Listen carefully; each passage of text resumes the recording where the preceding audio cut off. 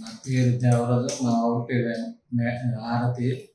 మాకు పెళ్ళి 7 సంవత్సరాల నుంచి పిల్లలు లేకపోయింది. చాలా సార్లు తిరిగాము ఒడిశాలో, బరంపూర్ ఇటు అటు కానీ చాలా సార్లు తిరగగానే కానీ పిల్లలు అవ్వలేదు.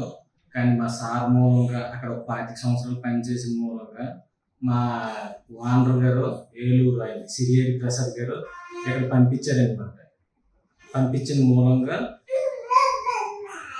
ప్రకాష్ సార్ శశి మేడం మూలంగా ఒక 1 year ఒక 6 months వరకు మాకు సక్సెస్ అయింది.